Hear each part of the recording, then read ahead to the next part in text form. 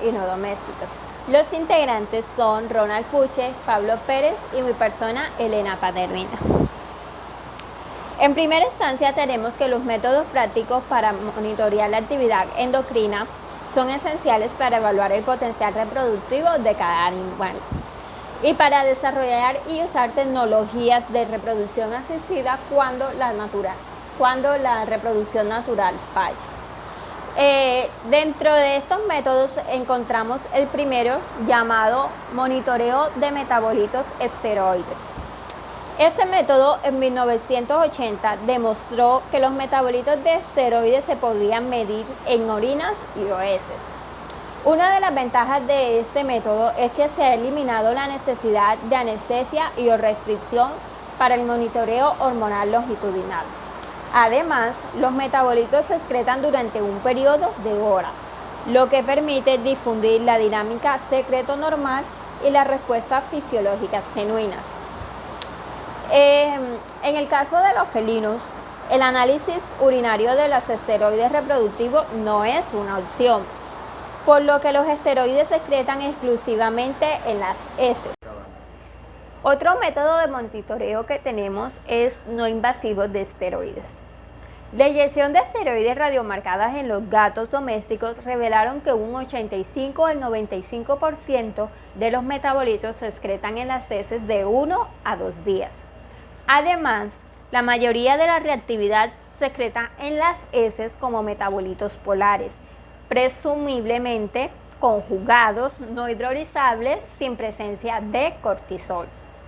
Tenemos que la extracción de metabolitos de las heces implica hervir, agitar con vortex o agitar muestras en combinaciones de solventes orgánicos y acuosos. Y tenemos que utilizando muestras húmedas bien mezcladas se obtienen resultados, puesto que el estradiol 17 se excreta en su forma nativa, lo que efectiva el monitoreo de la dinámica folicular. En las especies como son el ocelote, la tigrina y el margay, demuestran altas concentraciones de estrógenos fecales. Otro método de monitoreo que tenemos es el monitoreo del estado suprarrenal. Como ya sabemos, la falta de estímulos puede conducir al aburrimiento. La falta de reproducción se atribuye al estrés derivado de las condiciones de viviendas y crías subóptimas. Y además, estos factores afectan negativamente al comportamiento y la fisiología del animal. A continuación les presentaremos 5 puntos importantes de este monitoreo. El primero es que las corticosteroides se sintetizan en la zona glomerular y en la zona fascicular de las glándulas suprarrenales. Los análisis de corticosteroides circulantes o excretados pueden proporcionar un indicador fisiológico de la actividad suprarrenal y los niveles generales de estrés, debido a que la reproducción de orina es difícil en los felinos y la mayoría de los corticoides se excretan en las heces. Se desarrolló ensayos de metabolitos fecales para evaluar la actividad suprarrenal, dando como resultado una alta concentración de corticoides en la orina. También tenemos que para controlar el estado del estrés a través de los esteroides suprarrenales en los felinos existen varias opciones, como lo es ERIA y EIA, que son pruebas de análisis de corticoides. Y por último tenemos que los corticoides fecales aumentan después de la anestesia. Esto fue evaluado en los gatos y en los leopardos. Ahora bien, le hablaremos sobre la dinámica del ciclo ovárico. En este tema le vamos a hablar sobre 3 puntos fundamentales, como es el ciclo estral, el apareamiento y la inactividad folicular. En primera instancia, el ciclo estral de los felinos dura 2 semanas, con 4 etapas: el proestro, el estro, el interestro, que solo aparecen en los felinos que no han tenido cópula, y el anestro. El proestro tiene una duración de 1 a 3 días En esta etapa existe una alta concentración de 17 beta-estradiol en el plasma. Hay un progresivo crecimiento y secreción folicular. En la etapa del estro, que dura de 3 a 7 días, tenemos que hay una secreción máxima de estrógenos y se produce cornificación del epitelio vaginal, es decir, el engrosamiento de la piel. La etapa del interestro, que en algunos estudios equivalen a 8 días, tenemos que los niveles de estrógenos no descienden al umbral y se forma un cuerpo lúteo que se secreta progesterona. Y por último, tenemos que el anestro es la ausencia del ciclo estral. En esta fase ocurre cuando disminuyen las horas luz, con el consiguiente aumento de melatonina y prolactina. Tenemos que, por ende, para darse el ciclo ovárico es muy dependiente de la estacionalidad, es decir, del fotoperiodo de la ovulación.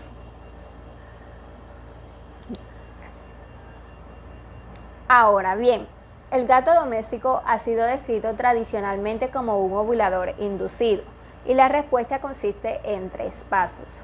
El primero de ellos es la estimulación neuronal inducida por el aparato del hipotálamo basal medio. La segunda es la liberación de GnRH y la tercera es la posterior luteinización. Para estimular suficiente LH para la maduración folicular final y la ovulación se necesitan apareamientos muy frecuentes, puesto que la oleada ovulatoria de LH se produce solo a pocos minutos después de la cópula folicular. Tenemos que las especies de los guepardos, los ocelotes y el gato pescador presentan ciclos durante todos los meses del año. Pero comprender las causas de la inactividad ovárica sirve para determinar por qué las especies felinas se reproducen más en cautiverio. Los guepardos. Esta especie es muy solitaria y se ha demostrado que en los periodos de la alternancia del ciclo de estros, en algunos guepardos grupales, surgieron que la vida social forzada podría estar suprimiendo la actividad reproductiva. Además, la ciclidad del estro puede inhibirse en guepardos y incluso cuando las interacciones agresivas son menores y que la compatibilidad social es importante para maximizar el éxito de la reproducción. Tenemos que los cambios hormonales comienzan de 1 a 2 días después de la ovulación y de 2 a 3 días después del apareamiento. Además, hay una secreción de progesterona del cuerpo lúteo que aumenta en altas concentraciones. Igualmente, tenemos que el receptor luteal de LH y el contenido de progesterona aumentan después de 100 horas en paralelo con el aumento de la progesterona circulante. Asimismo, las concentraciones de prolactina periférica aumentan alrededor del día 35 y antes del parto.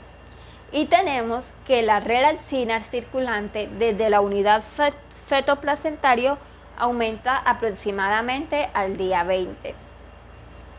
Además, para diagnosticar el embarazo tenemos que la progesterona esté elevada después de 40 días de apareamiento.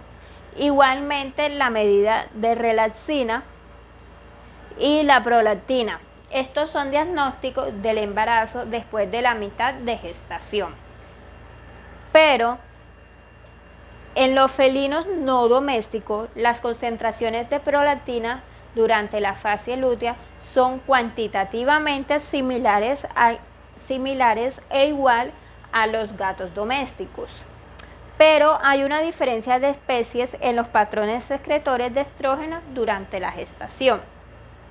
Y tenemos que es posible diagnosticar el embarazo en felinos no domésticos basado en progestinas fecales. A continuación, algunas imágenes de especies en estado de embarazo. Ahora bien, al hablar de ovulación espontánea, tenemos que los gatos domésticos se han caracterizado por ser un ovulador reflejo, pero La ovulación espontánea solo sucede en las hembras donde su hábitat, por decirlo así, es el laboratorio. Pero tenemos las especies como el tigre, el puma, el leopardo de nieve, el leopardo, la tigrina y ocelote. Estos se aparean frecuentemente durante el estro, por tanto son ovuladores inducidos, mientras que el león, el leopardo longibando, el leopardo, el gato de Payas, el pez gatos y el margay el gato de Payas, el pez gatos y el margay han documentado ovulaciones espontáneas. Ahora bien, la estimulación vaginal durante la cópula produce un aumento de señales neurales hacia la zona ventral del hipotálamo, con la secuencia de liberación de la hormona GnRH que estimula la liberación de LH. Además, dependiendo del día en la fase folicular, del número y frecuente de coitos o estímulos vaginales, se producirá o no liberación suficiente de la hormona LH por el lóbulo anterior de la hipófisis para ocasionar la ovulación, que se produce entre las 20 y 64 horas siguientes a la primera.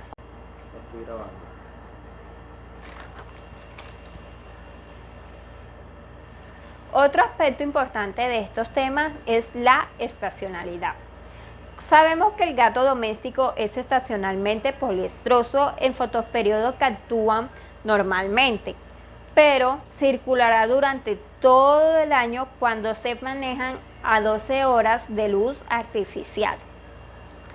Bueno, primero que todo tenemos que la melatonina es la señal por la cual se mide el fotoperiodo y la actividad ovárica cesa al disminuir el fotoperiodo.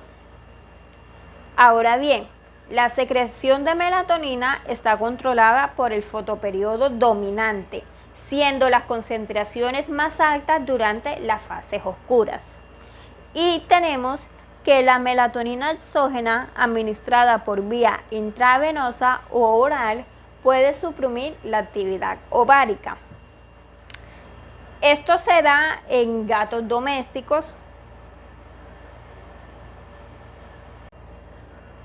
En algunos felinos no domésticos como el tigre, el gato de Payas y el leopardo de las nieves, su reproducción es al menos un poco estacional. Encontramos que en las especies en cautiverios como lo son el león, el margay y el puma, su actividad folicular no está influenciada por la temporada. Ahora hablaremos de el gato de Payas.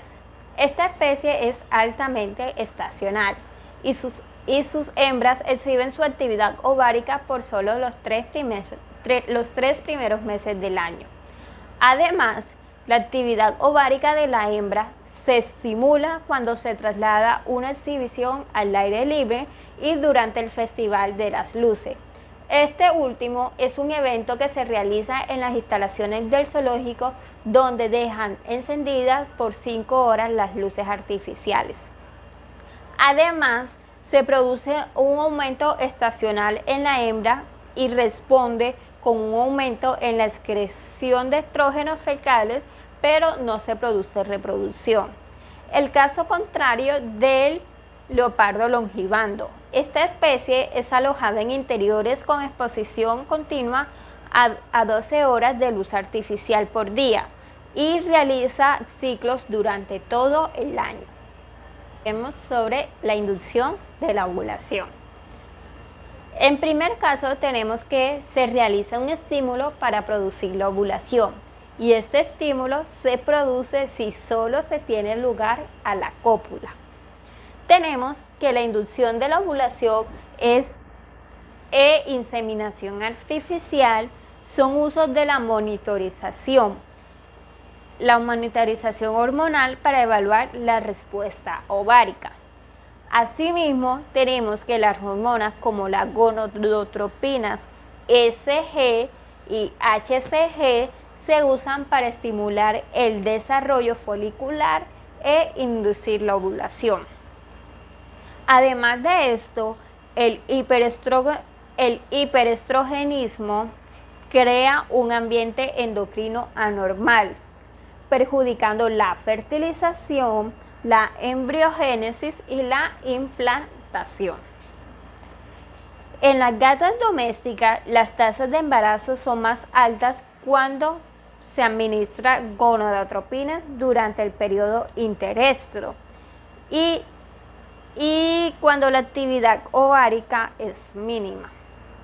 Asimismo, tenemos que las hembras felinas no domésticas rara vez reflejan signos de celo, por lo que la inducción de la ovulación y la inseminación artificial se programan al azar en la etapa de este ciclo ovárico.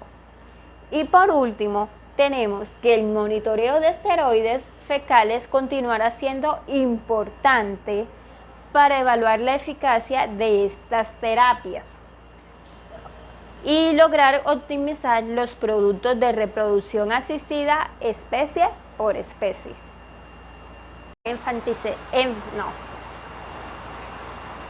Para cerrar este artículo hay que tener claras algunas prioridades para enfatizar mejor, como faltan muchos datos normativos desde el inicio de la pubertad hacia la ascendencia reproductiva en muchas especies de felinos.